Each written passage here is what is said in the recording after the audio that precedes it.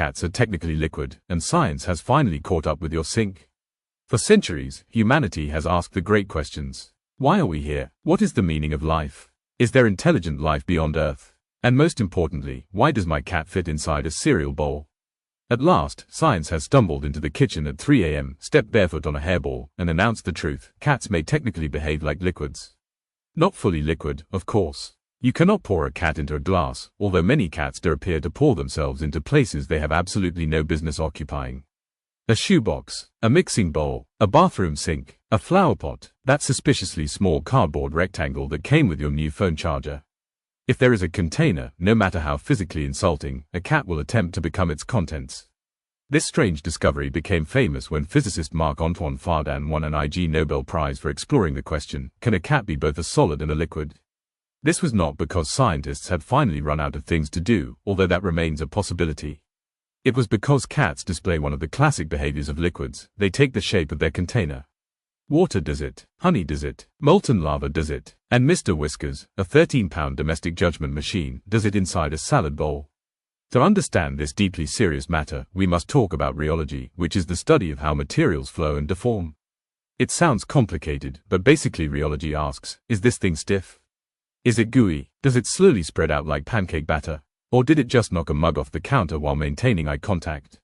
Cats are especially confusing because they appear to change states depending on the situation. On the floor, a cat is solid. You can see the legs, the tail, the ears, the arrogant little face that says, I have never paid rent and never will. But place that same cat near a box, and suddenly physics begins making nervous phone calls. The spine bends, the paws disappear, the tail wraps around like a question mark, the body compresses into a furry loaf. Within seconds, the cat has become an organic puddle with whiskers. This is not normal animal behavior. Dogs, for example, do not become liquid. A golden retriever may try to sit in a tiny box, but the result is not elegant. It is furniture damaged with eyebrows. Cats, on the other hand, seem to possess secret geometry. They do not enter containers. They occupy them, like fog with opinions. The most disturbing part is that cats appear to know exactly what they are doing. They will ignore the expensive cat bed you purchased after reading 400 reviews, then spend 6 hours inside the lid of the box it came in. To a human, this is rude. To science, this is data. And the data says, cats love confinement. Boxes may make them feel safe. A tight space hides them from imaginary predators, real toddlers, and your pathetic attempts at affection. In the wild, small enclosed spaces can offer protection and warmth. In your house, they offer the same thing, plus the chance to look like a baked potato with ears. But the cat liquid theory becomes even funnier when you consider time. A liquid does not instantly become the shape of its container if it is extremely thick.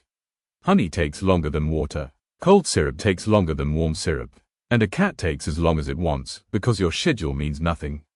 Given enough time, a cat will settle into almost any container. It may overflow slightly. A paw may hang over the side like a dramatic Victorian widow. One cheek may be smashed against plastic. The cat may appear deeply uncomfortable, but if you try to help, it will bite you, because clearly this was the plan. This means cats are not simple liquids. They are highly advanced emotional fluids. They are solid when refusing to move from your chair, liquid when filling a sink, gas when sprinting invisibly through the house at midnight, plasma when seeing a cucumber, dark matter when you need to put them in a carrier. In fact, cats may be the only known material capable of existing in multiple states of matter based purely on spite. The implications are enormous. If cats are liquid-like, then our homes are not homes. They are complicated laboratory vessels. The laundry basket is a beaker. The cardboard box is a test chamber. The bathroom sink is a sacred basin of transformation. Every time your cat curls into a mixing bowl, you are not witnessing laziness.